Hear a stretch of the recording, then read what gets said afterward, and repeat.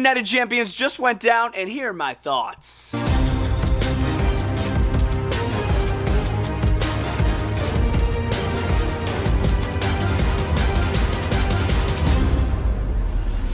What's up, guys? The phenomenal AJ Styles, and you're watching Bretto live. Is CM Punk the undisputed WWE champion? No, he's not.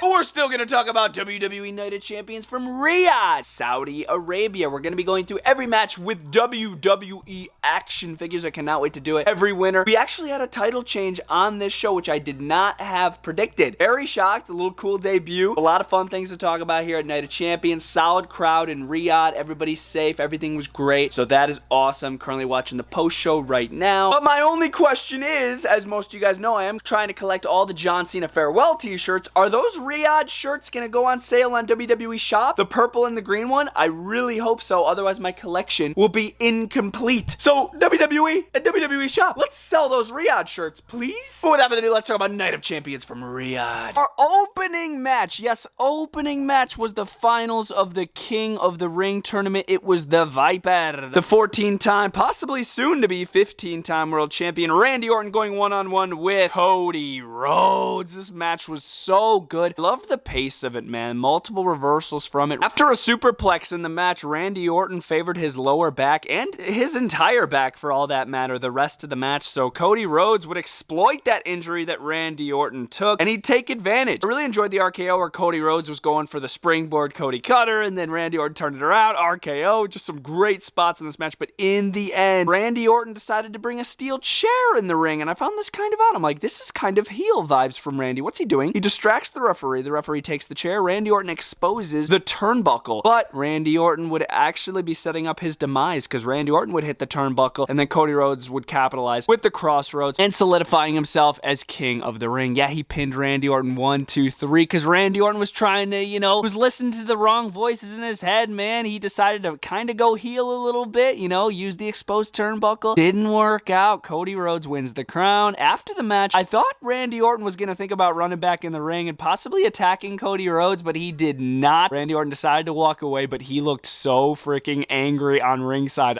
So do not find it as a surprise if Randy Orton turns heel and maybe targets Cody Rhodes still after this match, or anybody for that matter. I would just stay out of Randy Orton's way, man, when he comes back to the United States, bro. Just stay out of his way, seriously. But hats off to Cody Rhodes. It will be John Cena versus Cody Rhodes at SummerSlam for the Undisputed Championship. Jumping into our first ever women's street fight overseas at Riyadh, it was Rhea Ripley versus Raquel Rodriguez, and being 100% honest with you guys, I wasn't too thrilled about this match. I wasn't that excited for this match, but man, once it started getting going, I was like, whoa, this is some hard-hitting stuff, bro. From freaking Rhea Ripley using the steel stairs, Raquel using the steel stairs. I love the usage of like the top of the announce table, like this little cap piece right here. Rhea Ripley went right through it. Raquel powerbombed her. It was absolutely insane. I loved that spot. I thought it was so unique. And then the finishing spot was a table set up on the ropes like this, and then Rhea Ripley would do a riptide off the table. It was literally a avalanche riptide right off the top of this table, which was on the top rope, and then she would pin Raquel Rodriguez 1, 2, 3. This match was heated, as I predicted. I did predict Roxanne Perez coming out and trying to get involved. Didn't work out, okay? Because Rhea Ripley would put a garbage can on top of Roxanne Perez and kick the garbage can straight to hell. I was like, oh my god. So R.I.P. Roxanne Perez, who was laid out on ringside, she would get taken out, and then of course, as I already said, Rhea Ripley would eventually pick up the victory. But damn, hats off to both women. I loved Rhea Ripley's attire, like that pumpkin attire. I love for Mattel to do a figure of that. But yes, this was a great match. Karrion Kross, first PLE match in what feels like forever. He would fight Sami Zayn, little hometown hero Sami Zayn,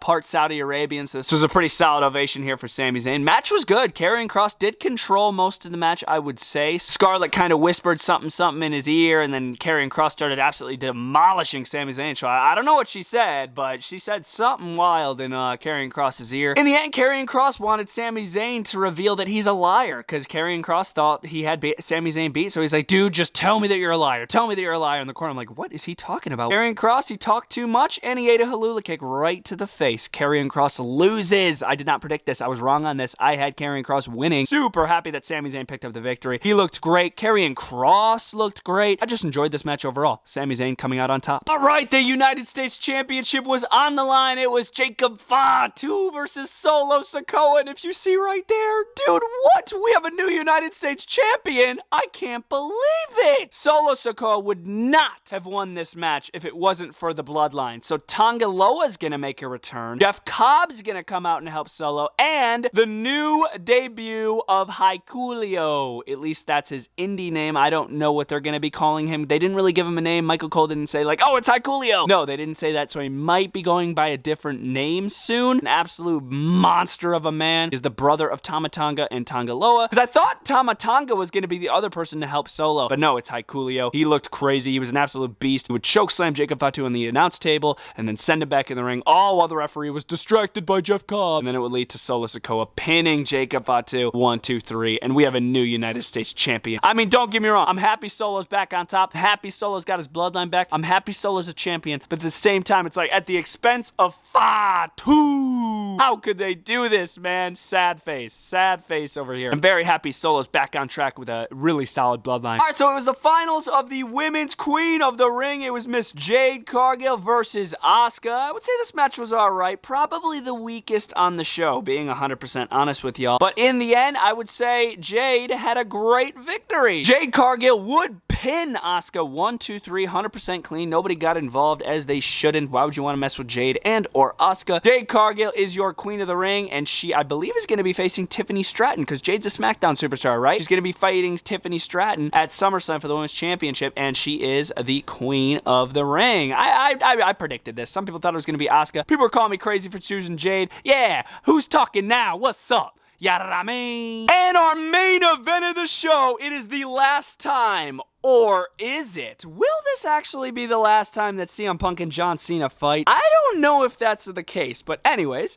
CM Punk fought John Cena for the undisputed WWE Championship. This match was fire, gave me Money in the Bank 2011 vibes with CM Punk's attire. His attire literally looked exactly like this Ultimate Edition, damn near exact, just with little updates here and there. But man, this match was fire. In the end, the referee would get knocked down by John Cena's shoulder tackle. That would lead to Seth Rollins making an appearance with all of his faction. He would send Bronson Reed and Braun Breaker into the ring to beat up CM Punk, beat up John Cena. But then it would lead to Penta coming out. Penta would take out Braun Breaker. And then Sami Zayn would also come out and help take out Braun Breaker as well. You know, just guys that have had beef with Seth Rollins and his new faction. And keep in mind, Seth Rollins wants to cash in Money in the Bank. This is a huge master plan from both him and Paul Heyman, but it doesn't work. Because John Cena would AA Bronson Reed, and that would eliminate all opportunities for Seth Rollins to cash in Money in the Bank, so the cash in is out the window. It's not happening. But the funny thing is, this entire time, CM Punk and John Cena are working together to take out Seth Rollins' faction, so they kind of shared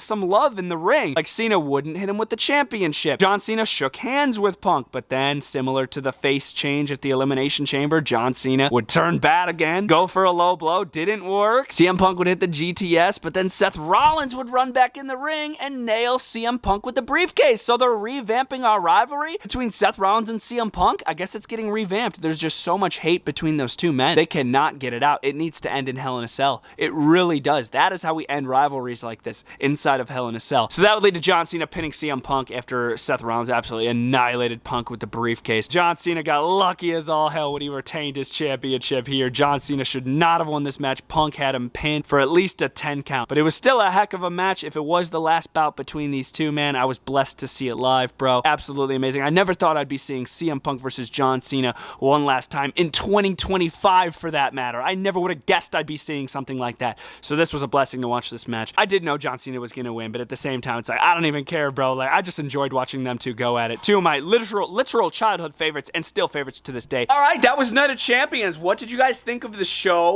Let me know down in the comment section down below. Favorite match for me personally is Cody Rhodes versus Randy Orton. That match flowed so well. They had so much chemistry and everything just moved so fluently. Like they just knew. They knew everything. Like it was so good, man. Love that match and the little seeds planted for Randy Orton possibly turning heel. Thank the Lord. Randy Orton needs to turn heel. He does. He needs to so bad. I've been wanting it for a very long time. Oh my gosh. Like, yes, I love Randy Orton. Like, as a face, it's fine. Heel Randy Orton's on another level of good. I love heel Randy Orton. Favorite moment of the show is John Cena and CM Punk sharing a little handshake in the ring. ring and a little hug, because that was pretty sentimental. That was pretty real. Up until John Cena would stare down the camera and say, no, I'm still a bad guy, go for the low blow. But yeah, that was a great moment there. And then ranking the show out of 10, I'll probably give it a solid 8 out of 10. Low key, I enjoyed the action. I did. The weakest match on the show was Jade versus Asuka. I mean, and that wasn't even that bad. So low key, I really enjoyed Night of Champions. And from Riyadh, great crowd in Riyadh, bro. They were going absolutely crazy, man. Glad everybody's safe. Glad the show was amazing. And I hope you guys enjoyed this setup video. And I'll see y'all next time. This is Bretto Live saying, yada I mean. This is Bretto Live saying, subscribe now for more. Yada I mean. Bretto Live out.